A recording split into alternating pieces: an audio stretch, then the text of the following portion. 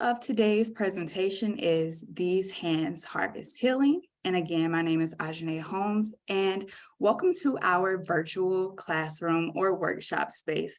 And I'm pretty sure, as you can tell, that I have a background in education. So during this session, you will feel like you're in class, and that is very much intentional. So before I get into that, let me just share a little bit about myself, because this will be one of the few and only times that I speak about myself, because this is not about me, it is about us. So as you see in the top corner of our classroom, there's the Spelman pennant, there's the University of Illinois Urbana-Champaign pennant, and then there's the Teachers College Columbia University pennant. These are all of the influences that have influenced my academic interest and academic background.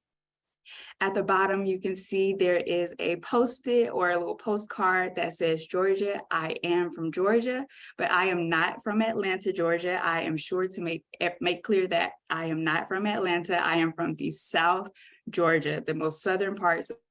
And I say that because I am super proud of where I come from. It's very important to me. And as you will see throughout this presentation, it's also going to be something that is integral to what we learn today. So let's see what we have on our bulletin board. What's the season? The Cabbage Connect meets today after workshop. So now let's begin. First, I would like to start with the Indigenous Land and Enslaved Peoples Acknowledgement. I would like to acknowledge that I am presenting to you today on the land of the Indigenous Piscataway and Nakashtan or Anacostan communities who lived here for many generations. I recognize the erasure of the history of the first American nations as a result of forced relocation. I also want to acknowledge the lives and legacy of the enslaved people whose exploited labor allows us to occupy several spaces within and beyond the nation's capital. There are a few personal acknowledgements that I would also like to begin with. I would like to acknowledge my team at the office at CDF. Hi, everyone. I would also like to send a special thank you to my Spelman sisters, Sunan and Tatiana, for their unwavering support in bringing their responsiveness to this presentation. I am grateful to be in community with both of you. So our table of contents, we will start with a warm-up, and this warm-up stands for welcoming, authentic, respectful, and mindfulness. And those are the only tenets that guide this workshop space today. The first part is titled Rooted in Healing, where we'll discuss the history of food for healing. The second part is titled Watered by the Community, the Soul of Soil and Community Food Sharing, Harvesting Healing, the Opportunity to Heal. So before we begin and dive into today's session, we're going to start with our warm-up. And the title of our warm-up is What's on the Menu? So imagine you've been invited to cater a meal for the family of your favorite celebrity. What would you make? The meal can be breakfast, lunch, or dinner. It can also include a variety of food items of your choice. You may draft your menu on paper or on your personal tech device, and you will have 5 minutes starting now to draft your menu. And once that time is up, I will begin speaking again and we will come back together. So I will go ahead and give you all that silent time to create your menu.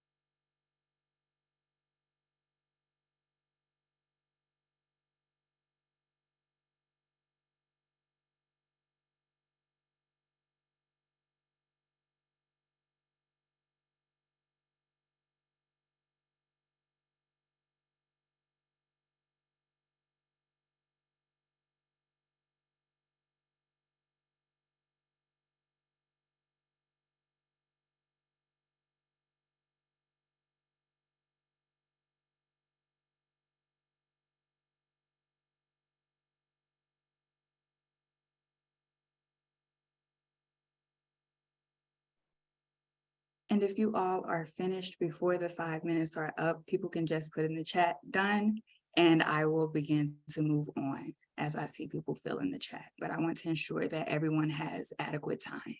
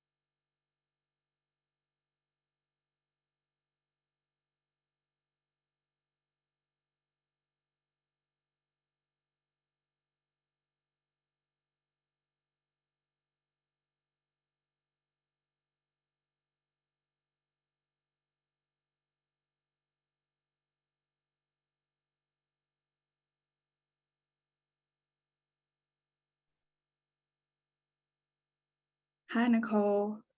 We are just answering this question that is on the screen, what's on the menu. So imagine you've been invited to cater a meal for the family of your favorite celebrity. What would you make? This meal can be breakfast, lunch, or dinner, and it can include a variety of food items of your choice. And for those who were already working, we have about 3 more minutes before our time is up, and we will continue to move to the next part.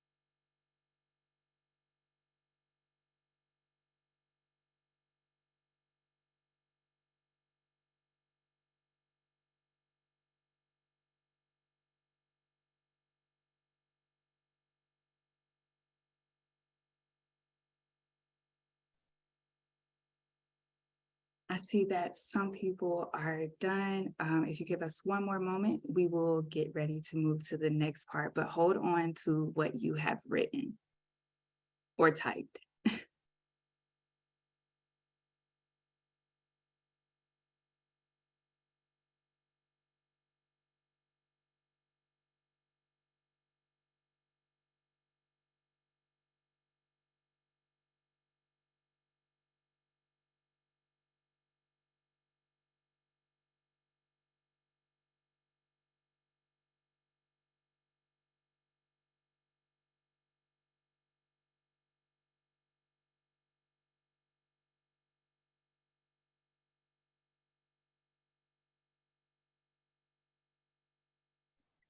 Okay, so if you are still writing, it is okay, but we are going to move to this next part, which is our share. And for this share, there are some questions that I would like for us to consider. What would you make? Why? What feelings are associated with this meal? Is there some connection of this meal to your childhood? Feel free to type in the chat. And because our crowd is so large, we will just leave this to the chat. Feel free to share in the chat what you made, why, or any feelings. And you don't have to answer each question. You can choose to answer and share as much or as little as you would like. So I'll leave about 2 to 3 minutes for us to share in the chat so that we can see what people made and why they made it.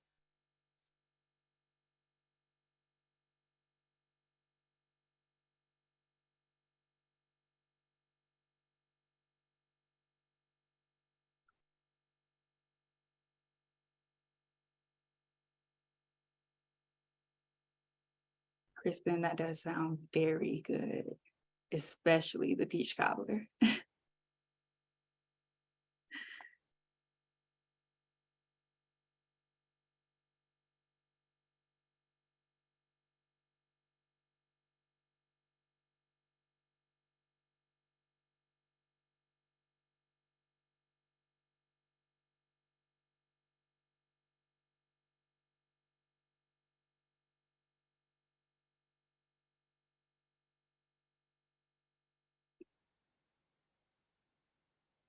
So now that you are or have shared, and you can continue to share in the chat as I speak, now that you all have shared, think about those feelings that are associated with the meal that you chose to share, if there are any. Think about why you chose that meal. What was the driving passion that made you want to select those food options and those choices? And I see in the chat that there are some people who said that this is most of their menu was from their dream garden as a kid. I see some people referring to meals as being a source of comfort.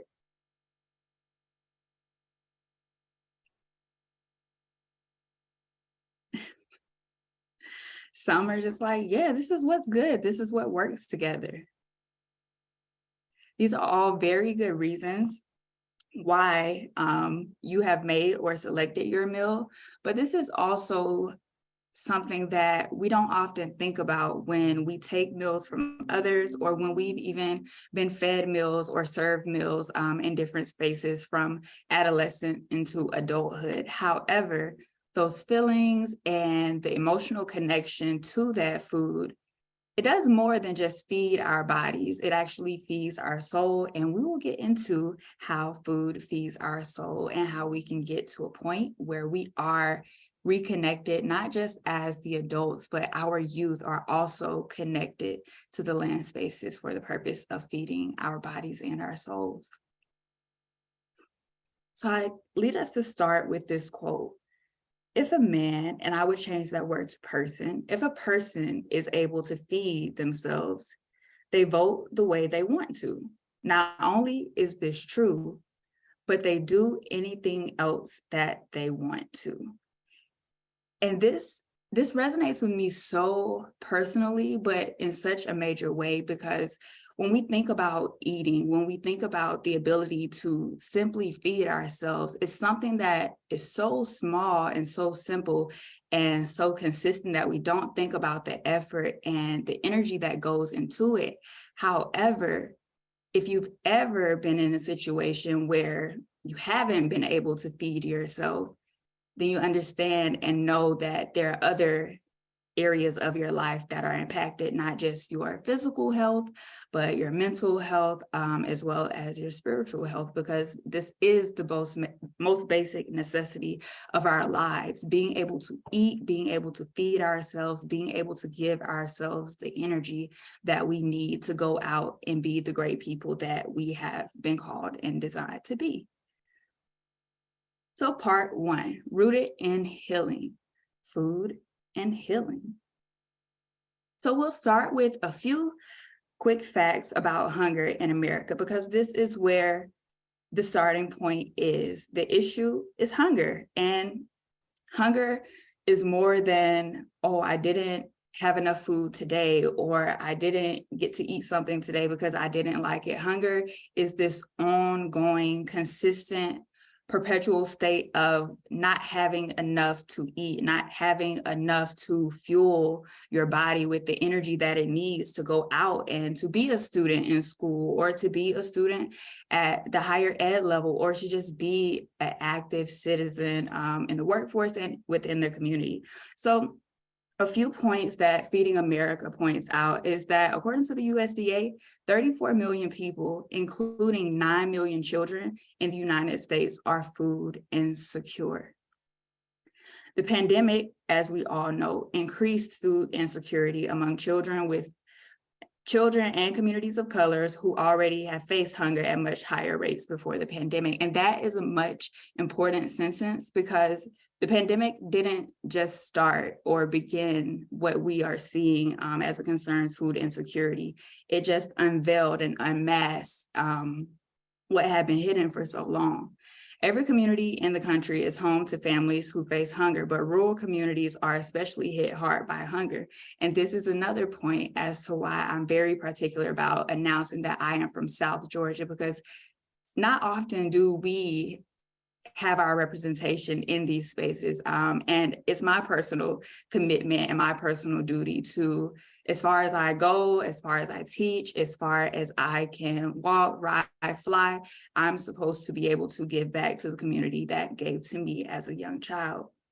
And another point, many households that experience food insecurity do not qualify for federal nutrition programs and visit their local food banks and other food programs for extra support. The qualification and eligibility for these programs are such low numbers that people who actually need the help don't even qualify, because their socioeconomic background and status do not meet the eligibility requirements.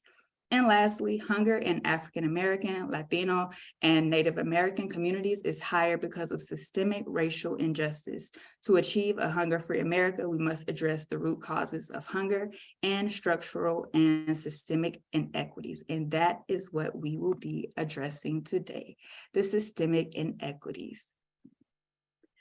Another point is a social determinant of health. So when we think about food insecurity and when we think about hunger, it's not just getting a child the food they need so that they can eat. It's so much more than just having food.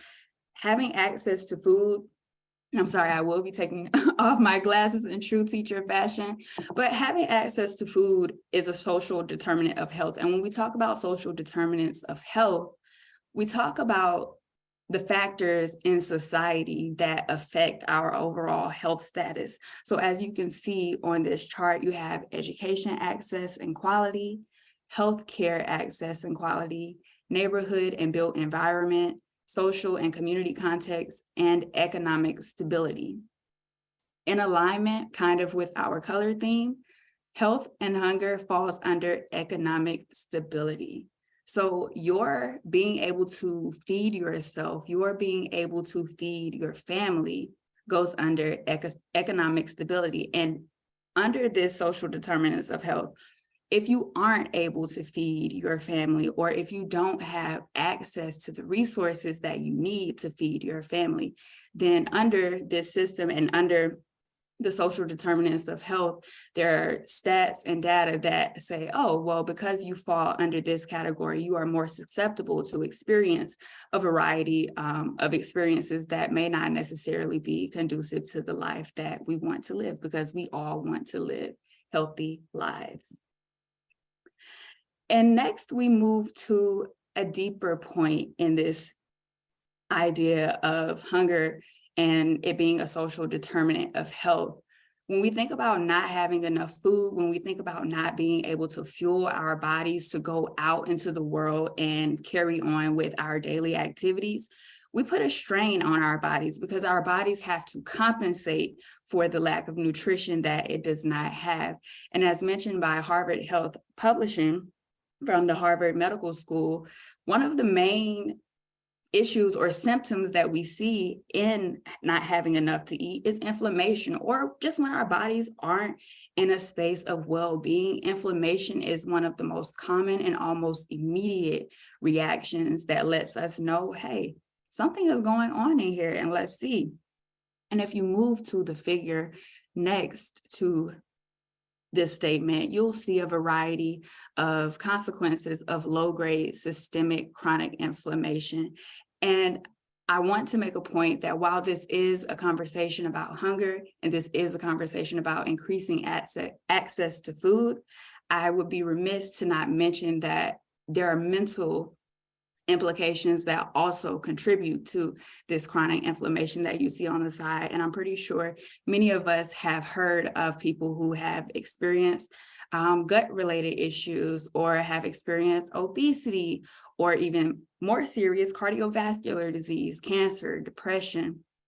All of these diseases are caused by inflammation, which can also be remedied by the food that we eat. However, if we don't have access to the foods that help us relieve the inflammation in our bodies, then we don't have access to relieve ourselves of the disease that plague our body as a result of other factors in the environments in which we submit ourselves to each day. Another point that I would like to make as it concerns health is this highlighted portion right here. Of 702,308 adult deaths due to heart disease, stroke, and type 2 diabetes, 45% were associated with inadequate consumption of certain foods and nutrients widely considered vital for healthy living, and overconsumption of other foods that are not. And while that point is very important, because 45% of people having those diseases and it being related to diet and nutrition, that number is just too high. And there's something that we can all be doing, regardless of our position, to help decrease this number. But more than that, we must consider the social determinants again, because it's not just a result of people choosing to not eat the correct foods, or choosing not to eat the foods that they need to heal their bodies, but a lot of it comes down to access. And lastly, I would like for you all to look at this chart for a few minutes and to take a look at the food insecurity in U.S. households with children in 2020. And you can see the increases over time, and you can see the variety of categories. And to the right, there is also just a small definition about what food insecurity is, and its relationship to the diseases that many young children and youth experience, and often carry over into adulthood. So when we hear people talk about generations of family members having diabetes, or generations of family members succumbing to obesity, when we hear about those things, we really have to think about more than just the people who don't have that access to the food, but what were the systems that were in place that didn't allow them to have the access to the food that they needed? What were the things that were in play around them that made it hard for them to get the food that they needed to adequately heal their bodies? And in true Black girl magic, America has a problem. Like Beyonce said, we have a problem, and our problem is that people don't have access to the foods that they need. But we don't just stop at the problems, as much research often does. We look for solutions. So before we get to making our solutions, I would like to encourage everyone to take 3. And during this take 3, I would encourage you to write a mental or a pencil reflection or a mental reflection. And think of the people who you spent the most time with as a child and young adult. What were their eating habits? Were there any health issues? Just something that you can think about. You can mentally think about it, or you can jot it on paper, but you have 3 minutes to just create that personal reflection. And then we will share in the chat shortly after.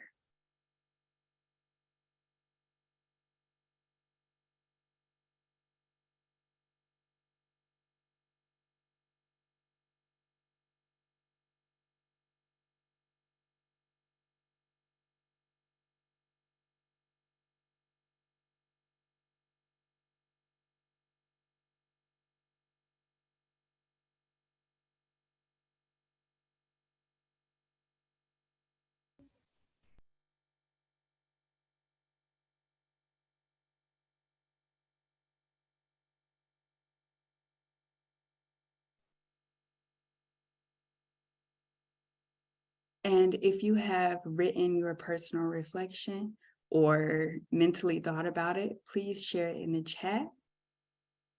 And it's not mandatory that you share, but I would encourage everyone to share just so that we can kind of get a better understanding of the community that we are in right now.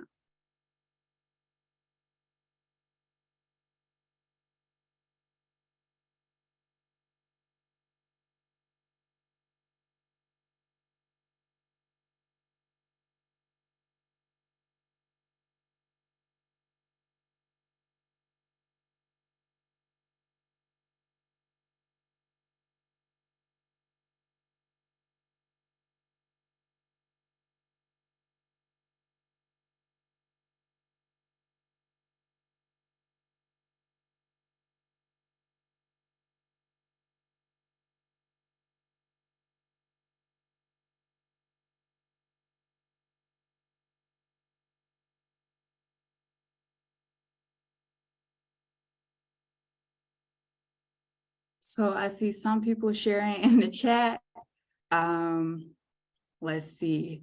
Jamal says heavy on the meat, Lowry seasoning. Yes, yes, yes. And then later in life, high blood pressure. That is also an unfortunate yes for me as well. Oh, I see Susan. They sat down for dinner at one table as a family, same time during the week. I appreciate that. The connection around food that we make is unmatched. Let's see, soul food, fresh fruit, limited processed foods. Yes, this is good. You had a great diet growing up.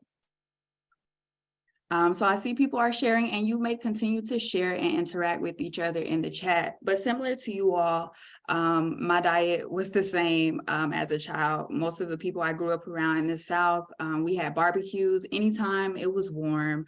And barbecues just meant all of the pork, all of the meat, and all of the starch that you could want in your life. The same for Sunday meals or any big event. So there was always this air of having heavy food with each other.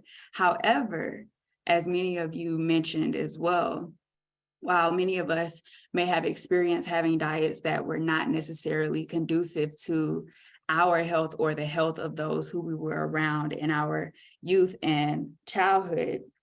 However, these diets are reflective, and these dinners and these situations are reflective of something so much deeper. They are reflective of our almost natural setup for connecting, breaking bread, as we often say it. When we share food with each other, it's more than, oh, here's a meal for you and here's a meal for me, but it's here's a connection, here's a point where we can come together regardless of what walks of life that we have taken throughout the day, and we can connect. And that is why this space is so sacred, and our reconnection to gardening and planting and the land is so sacred, because that is where community is built for many people who are from communities belonging to the diaspora. All right, now we will move to part 2, watered by the community, the soul of soil and community food sharing. And as you can see on our workshop classroom picture, we have Michelle Obama up there gardening with some youth. So for this section of our workshop, I would like for us to consider 4 texts from our virtual library: Freedom Farmers, The Invisible Workers of the U.S. Mexico Proceso Program, The Education of Blacks in the South, 1860 to 1935, and Deep Agroecology. With each of these texts from our library, I have pulled a quote of some sort that I will just expound upon in relation to the reconnecting to the land.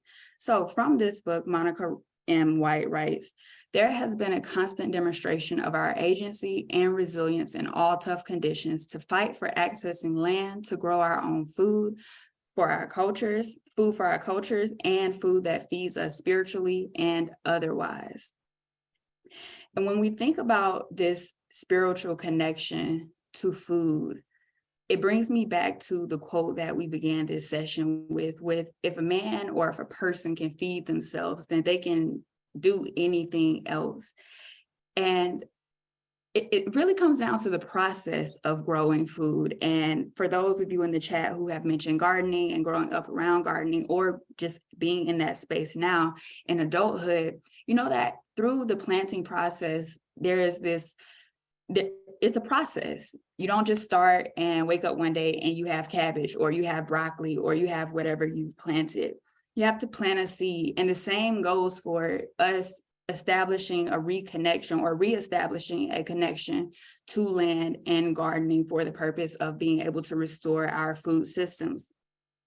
The spiritual connection and this process, it takes time. And in the same way that it takes time for us to grow a plant or to grow a crop, it's going to take time for us to reestablish this connection to the land. I often hear people reference students, especially students ages probably around from 5 to 16 as, oh, they don't go outside and they don't play and they don't do the things. But I often come back to that question or that statement when people make it. And I ask, is it that they don't, or have they just not been introduced to it in a way that is relevant and meaning to them? So that is what I mean when I say that this is spiritual and this is sacred, because the process of being able to feed yourself and getting to a point where you feel like you can go out into the world and take care of all of the things that you have been called to take care of. It goes back to the same with planting the food, the process of just planting the seed, watering the plant, going back and checking on it. Throughout this process of planting, you go back and you continuously check, and that is what we will hopefully establish here in this space, a space where we have accountability to each other to go back and check and see how we are establishing these reconnections in the spaces where we are connected to youth, where we are connected to adults, and where we're just in community with other people who are looking for similar opportunities to increase and better our food systems. This one, I say the entire text, and I say the entire text because when we read texts that speak primarily to specific groups of people and the history of them within the context of the United States, it really helps us to better understand how people have gotten to the positions where the data constantly says Black and Latina and Native American people have these health issues, and that they have these poor diets and they have all of these things, and all of that comes from a deficit position standing. And when you think and speak and conduct the research and even present the research from a deficit position, you don't allow people the opportunity to really advance and encompass some self-autonomy within what we are trying to accomplish, which is why we are here and we are in community, because we want this to be something that we all do together in community with the people that we serve on the daily, and just in community with the people in our neighborhoods in which we live. The next one, The Education of Blacks in the South, 1860 to 1935. The entire book, again, for the same reasons. When you understand where a community has been, when communities also understand where the people before them have been, then we can clearly understand and map out where we can go and what we should be doing to get there. And then lastly, this quote says, "I write for all, not just for farmers. The challenges we face are beyond the capacity of that small segment of our population of about 1% in North America." And in this text, Steve McFadden really emphasizes the fact that it is going to take a community effort for us to truly be able to reestablish food systems that are beneficial to all U.S. citizens, not just those who have access to the nice grocery stores, not just those who can get in their car and drive miles if they need to go to a fresh produce store, but for everyone, regardless of where they are located. and community food sharing. So I would like to share with you all a quick and brief story. It's a personal story about my family. However, it really just brings out everything that I hope that we can establish through this session today. So community food sharing for me is so much more than, oh, in my community, we go to this place and we can go to the food bank and we can pick up food, because that is an opportunity to share food. However, when I think about future-proofing our food system, when I think about us really reestablishing and reconnecting to the land and preparing our youth to engage in planting and growing, not just for the purposes of feeding the community, but for the purposes of just establishing an identity within being able to provide food for themselves. When I think about all of those things, I think about the opportunity to move forward, the opportunity to advance and excel. And for me, being in the policy space, I often get to see a contrast, because on the one end, I am in the policy space with people who are majority privileged.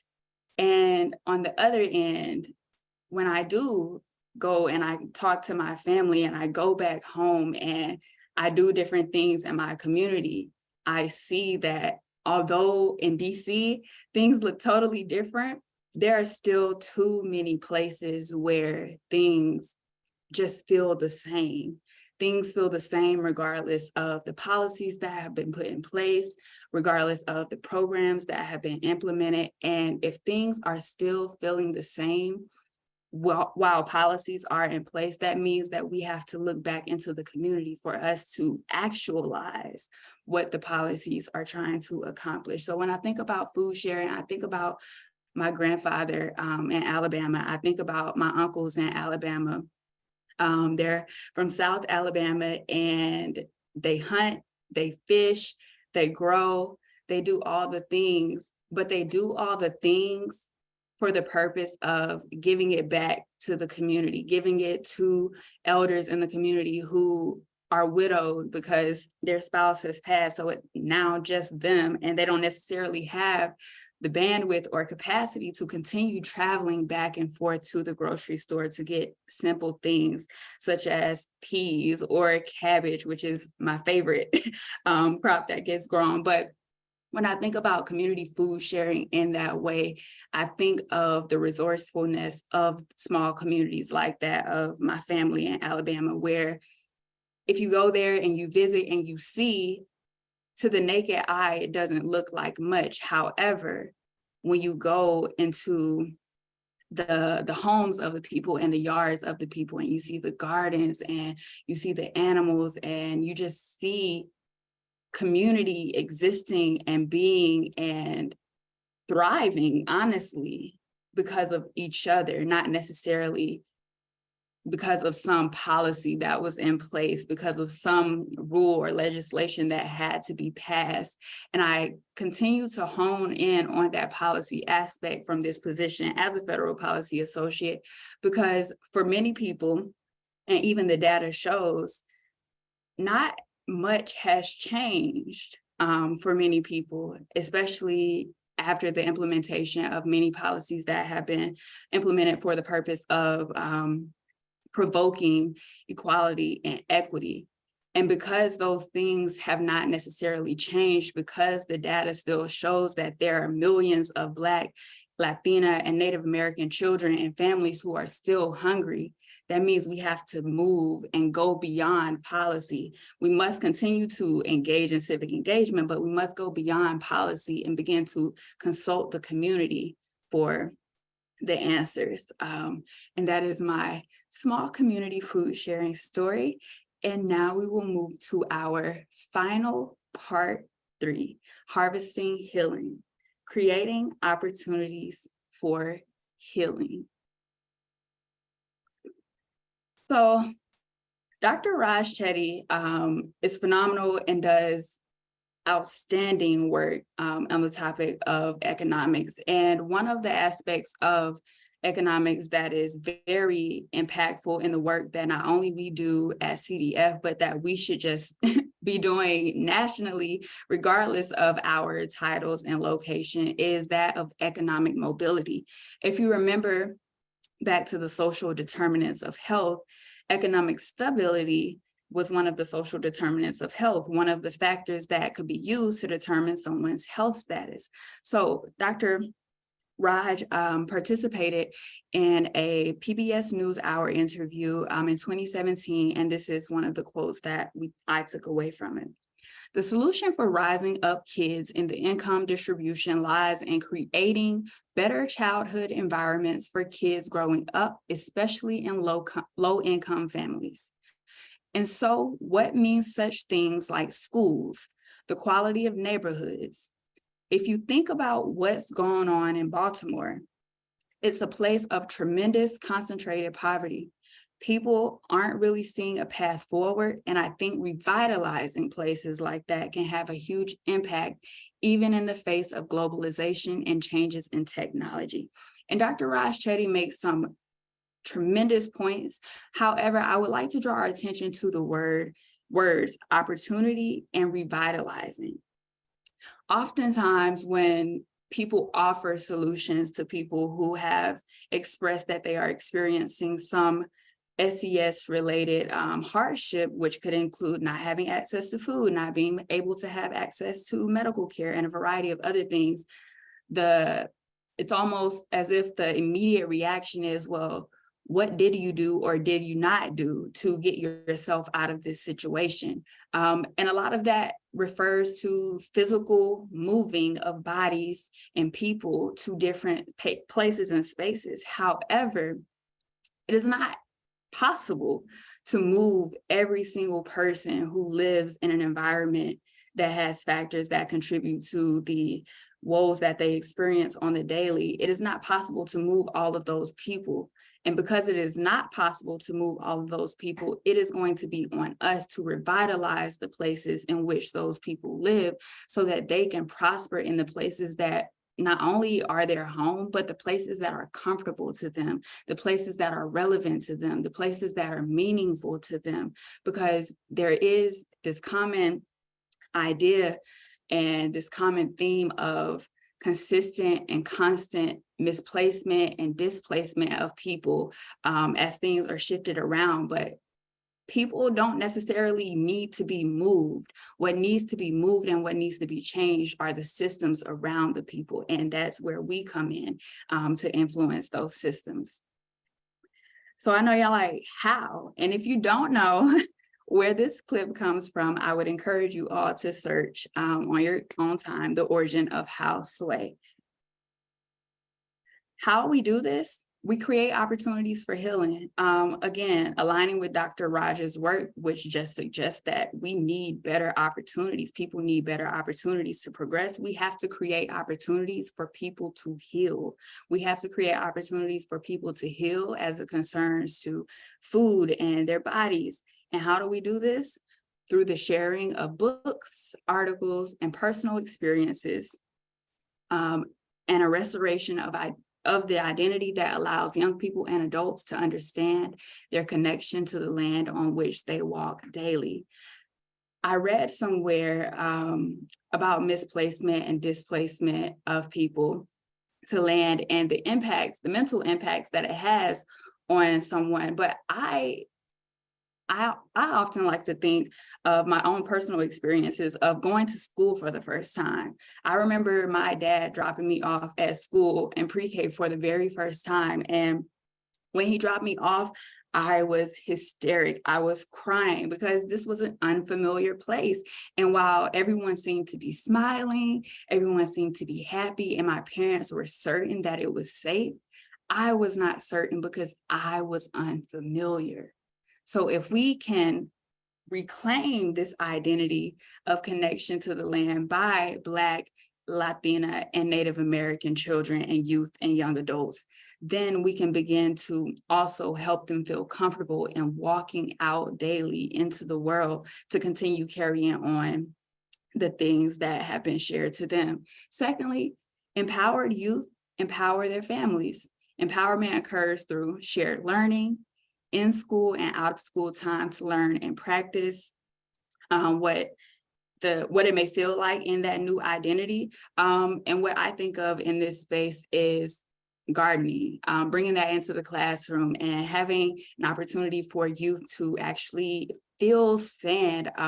As simple as it may seem, the sensory stimulation that comes from being able to touch and participate in tactile experiences actually enhances the learning experience. So if we're trying to reestablish and reconnect youth who we often assume are not interested in these things, this is where we start. And then mobilize your vote. Action doesn't end once you cast your vote. We must empower and encourage each other to seek out opportunities to reestablish how we think about food distribution and access. So when I say we must empower each other and encourage each other to seek out opportunities, that means if I know that I am in need of, I don't know, some food group, and I know of this other person who is in need of that, and we can come together hand in hand and devise a plan for how we can come up with creating these solutions, then we can be empowered when we go out and we do participate in voting, because not only am I empowered to work within my community, I'm also empowered to make decisions that expand and have impact beyond my community.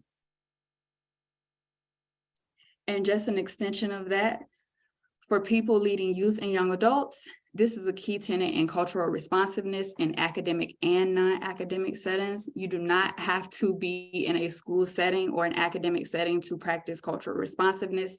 It is simply allowing people to show up as themselves and complementing what they show up with what you plan to administer, share, or whatever the case may be. For people leading youth and young adults, this looks like creating extracurricular activities that allow for project-based and tactile learning opportunities, like I spoke of earlier. And also following up with civic engagement and participation is essential to identity shifting and reaffirms the individual ability to intentionally participate in civic engagement. And that word intentionally is intentional because we do need people who are able to be intentional about the votes they make so that they can feel the impacts of civic participation and engagement. And here are just a few examples of how opportunity can be created under the 3 tenets. So health and nutrition programs within Black and Brown communities that allow people to have autonomy over how they care for themselves. Youth and families having access to the materials necessary for planting and growing at home. Also DIY. One of my favorite things that occurred during the pandemic was just the creativity that people got on social media with creating groups for a variety of things. And when I think of DIY and growing at home, I think of a social media platform where people from all over who can share, oh, hey, this week we're planting our cabbage, or we're planting corn, or we're planting whatever, but just an opportunity for people to engage in a common activity regardless of their location. And lastly, citizens are able to make informed votes and attend local meetings and or gatherings directly related to improving food systems at home. Again, when you know and you have the comfort of knowing what you're talking about and what you're experiencing and what you're dealing with because you've had firsthand experience in it, you're able to make more informed votes that actually impact you and your community because you understand, okay, this is what we need. This is where we want to go. This is how we believe that we can be supported as we continue to reestablish and reconnect to this self-autonomous identity. And a few resources for the community. Our farm to school programs. I am always an advocate for that. If you are someone who is connected to a school or you know someone in a school and that school needs a food garden or that community needs a garden, this is your place to go. applications have closed for this session for 2023. However, 2024 will be a great opportunity to get involved in this program, because this is an opportunity to not only support local farmers, but for students to get the food directly from the community, directly from the source, and to really have an understanding of what food systems are, but also just an understanding of what it means to eat for the health and healing of your body. And for our final activity, I will actually give us about 7 minutes. One of my favorite sayings that I used to hear all the time in church, and I say it all the time now, is write the vision and make it plain. That there's no other way that we can start reconnecting and reestablishing identities within the communities to physical land spaces if we are not writing the vision. So on your paper or your tech device, you can put at the top your name, Hands Harvest Healing, and just write out your plans for how you want to harvest healing within your community. And I understand that many people may be starting from different places. Some people may have already had engagement with elected officials. Some people may think, oh, this is something I would like to start at home. So wherever you plan to start from, just think about how you want to harvest healing within your community so that you can improve the food systems within your community so that they can ultimately improve the overall outcomes of the communities that are existing now and the future generations to come. So I will give us about 6 or 7 minutes for people to begin planning, and then we will use our final time for Q&A. And if you would like to share a little bit of your vision in the chat, feel free to share. But if you don't want to share, you do not have to share.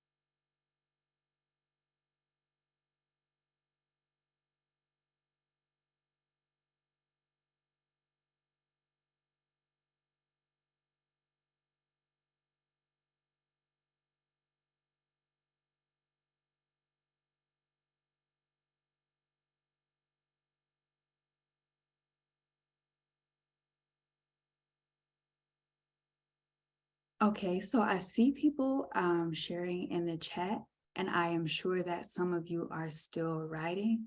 However, for the sake of time, I would like to move us to the final portion of this presentation and to reaffirm the fact and the truth that your hands, our hands, harvest healing. Thank you for your time. And now I will open it up for Q&A. And I do believe that Paul will be checking the chat with me for the questions and answers. Is that correct, Paul? Perfect. That is correct. So if you have any questions, please feel free to put them in the chat. Thank you all so much for your time and attention today. And I look forward to hearing what you all have to share in the chat. Okay, we have one from Joshua Snedden. And they asking as a person of privilege, what are some respectful ways to engage with um, slash support Black or Brown communities without giving off the perception that you're trying to dictate what they need most? That is a good question. Thank you for that question. So I would say to honestly go into those communities with an open mind, an open heart. And I don't want to say a closed mouth, but a mouth that doesn't speak as often as the voices of the people in the community that you are seeking to be in partnership and community with. And I say that because there's so much to be heard, to be seen. Even myself personally, when I was planning a community give back opportunity in December for the community that I'm from in South Georgia, I didn't just go and say, oh, this is what I'm giving and this is what I'm doing because I'm from there. Because I also recognize that although I am a Black woman, because I have attended Spelman and I have attended these different institutions and have done different things and am in the role that I'm in now, I also have a level of privilege. And I must also close my mouth to be a listening ear to those people who are sharing with me what they desire to see and have as concerns, getting support and having support from different organizations and people. So that is what I would say also as someone who is can recognize that they also have a level of privilege. Thank you for that question.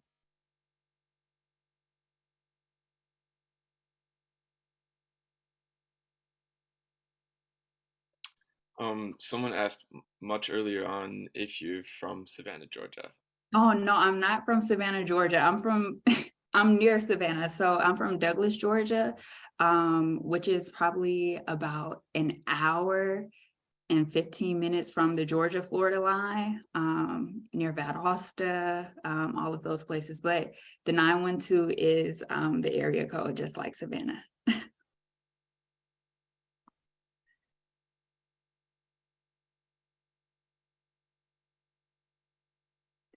Oh, I see another 912.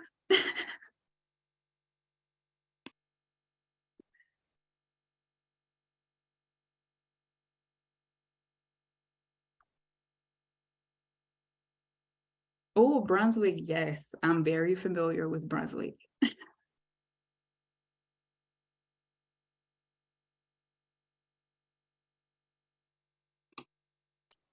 Well, Paul, if there aren't, oh, Valdosta, yes. Tallahassee. Oh, I see another question. Yes, so in working with you, so I started off as a first grade special education teacher.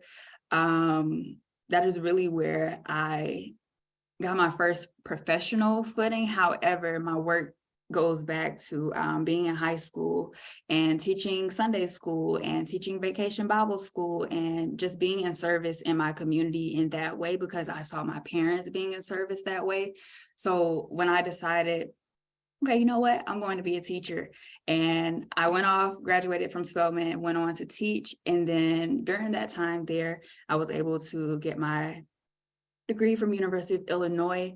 However, during that time, that is when I learned the most about who I was as a person, but who I was as a person in relation to the work that I believed I had been called to do for youth. And I settled on myself, if I'm being honest, because I was fine with just being a teacher. However, there was so much more that I was being called to do.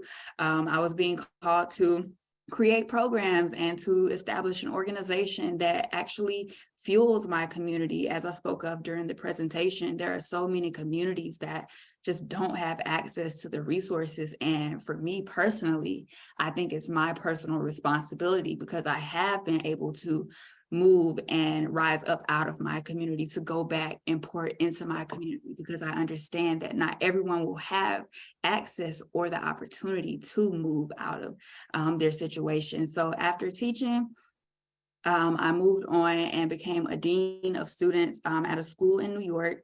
I was there for a year. I was the dean of school and student culture, and there I was responsible for honestly what we're doing today, just creating responsive and relevant lessons that taught children and youth something other than the traditional math and reading and literacy. However, those components were embedded in what they were learning, but there was more emphasis on their culture and the community in which they lived. So a lot of my background is in education and community facing nonprofit work. And now that I'm at CDF in this nonprofit policy space, I'm now just in an extension of the work that I've done before, moving into shifting systems. I like to think that my academic background has aligned in a way that has almost just allowed me to go step by step to really truly understand where the issues truly are, and just where there aren't really issues with the people that are experiencing the issues. The issues are in the system. So I'm appreciative of having that opportunity. Oh, yes. So youth communication, very different than speaking to adults. And what I would encourage and consider is similar to how I included the two cultural references to things that had occurred in pop culture. That is one of the ways that I have found to be most engaging to those youth, because similar to you, I have nieces and nephews and cousins who I don't have children, but I have almost assumed them as my children, because it's just like, okay, you're going to be involved in the community and you're going to know about your culture, you're going to know about your history. And while for me it's exciting, I understand that it comes from a different level of excitement. So when I communicate with them, I just mix in different pop culture references. So I'm just like, oh, like your favorite rapper, so and so. Yeah. So this is what's happening in policy. And it's just like your rapper and their friend who are having this conflict or this relationship or whatever the case may be. But that's one of the easiest strategies that I've used in really being able to convey the messages to different age groups. Natalie Perkins had a question about how to keep up. Like, do you have a blog or something like that? I don't have a blog. However, I will include my email in the chat, um, because I do think that this is something that is necessary to begin. And honestly, if this is something that comes out of this moment and this group, I am perfectly fine with that. But I am very interested in the personal blog as well. And I think it will be beneficial, not just to the folks who attended this session, but just to other folks who we may know in our communities. Yes, Jacksonville. You're welcome.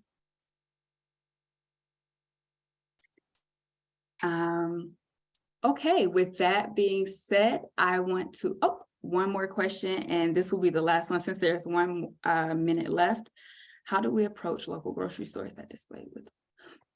This is a good question. So one of the easiest ways would be to just directly go to a store manager within that store. However, if there's an opportunity for you to move above going to the store manager, I would to local elected officials, people on your local boards, your mayors. I'm one of those people who I don't mind speaking to anyone. I don't care what your title is. I don't care who you are, where you're from. I will email you. I will call you if it's available. And honestly, just calling and emailing people until you figure out, okay, this is where I really have a pull here. And I say that because you just never know where your pull may be, and it may not necessarily lie within the grocery store itself. So I would approach it definitely from a grocery store directly point, but if you have the capacity and want to move beyond them, I would seek out contacting people who are elected officials within your community, or board members who um, conduct business as it concerns the different commerce in your communities. I know most communities have like a chamber of commerce that may be associated with the businesses, so that would also be a place that I would suggest to look as well. And with that, our time is up. I want to say again, thank you all. Thank you to Paul, and thank you to the interpreters and Maria as well.